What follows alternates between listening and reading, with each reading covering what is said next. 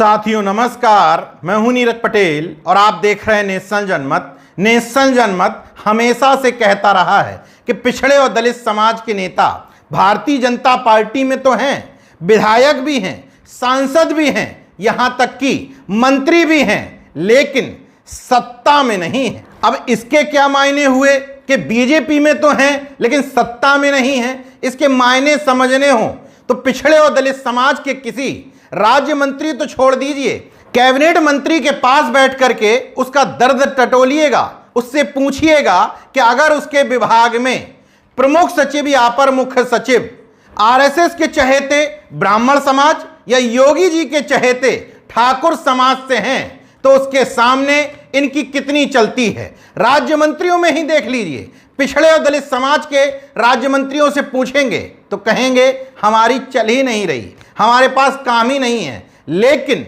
इन दोनों जातियों के राज्य मंत्रियों से तुलना करके देख लीजिएगा, पिछड़े और दलित समाज के राज्य मंत्रियों की अपेक्षा उनकी हैसियत न सिर्फ उनके विभाग में बल्कि अधिकारियों की नजर में भी बेहतर होगी। बहरहाल इस बार ये सब बात करने का कारण दिया है नगर निगम विभाग लखनऊ ने। लखनऊ की महापौर सुषमा खरकवाल जो ब्राह्मण समाज से आती हैं, ये बताने का कुछ रीजन है। उनके 100 दिन पूरे हुए थे मेयर के तौर पर, तो नगर निगम की तरफ से एक कार्यक्रम आयोजित किया गया था। उस कार्यक्रम के कार्ड छपे, महत्वपूर्ण लोगों के घरों तक इनविटेशन कार्ड पहुंचाए गए। इस आमंत्रण पत्र में 6 नाम हैं, 2 ठाकुर, 3 ब्राह्मण और 1 एससी समाज से। यह भी बताने की कुछ वजह है। 6 नामों पर गौर करिए। पहला नाम श्री राजनाथ सिंह, माननीय रक्षा मंत्री भारत सरकार। दूसरा नाम योगी आदित्यनाथ, माननीय मुख्यमंत्री उत्तर प्रदेश। तीसरा नाम श्री ब्रजेश पाठक, माननीय उप मुख्यमंत्री उत्तर प्रदेश। चौथा नाम कौशल किशोर, राज्य मंत्री आवासन एवं शहरी कार्य भारत सरकार। 5वां नाम श्री AK शर्मा, माननीय मंत्री नगर विकास ऊर्जा।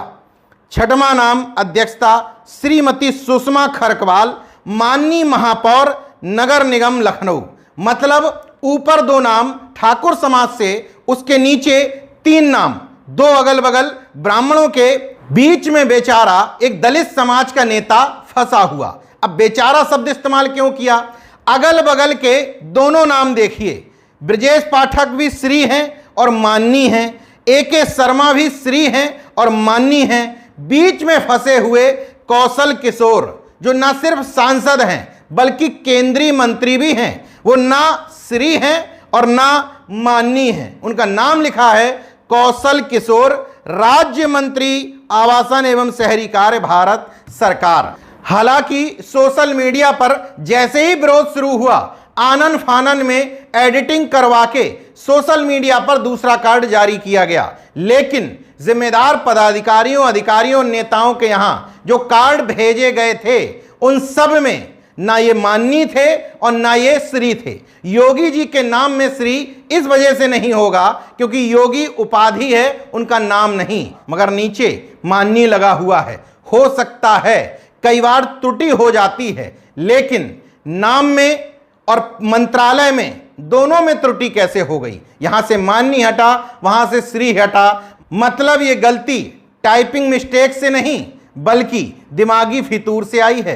दिमाग में ही बैठा होगा कि मजबूरन इनको बुलाना तो पड़ रहा है क्योंकि उसी विभाग के केंद्रीय मंत्री हैं, लेकिन वो मजबूरी कार्ड में झलक गई। चलिए मान लिया कि ये गलती से हुआ था। अब कार्यक्रम वाला दिन आ गया, जरा इन पत्थरों पर गौर करिए। उस दिन कई परियोजनाओं का लोकार्पण भी होना था नगर निगम की तरफ से। ब्रजेश पाठक पूरे शान के साथ लोकार्पण कर भी रहे हैं। इन पत्थरों में तलाशने की कोशिश करिए, क्या दूर दूर तक कहीं कौशल किशोर का मंत्री के तौर पर नाम दर्ज है? नहीं। अब यही कारण है या बेटे की पिस्टल से चली गोली से घर में हुई हत्या, जो भी वजह हो, कौशल किशोर जी को इतने अपमान के बाद इस तरह के कार्यक्रम में नहीं आना चाहिए था।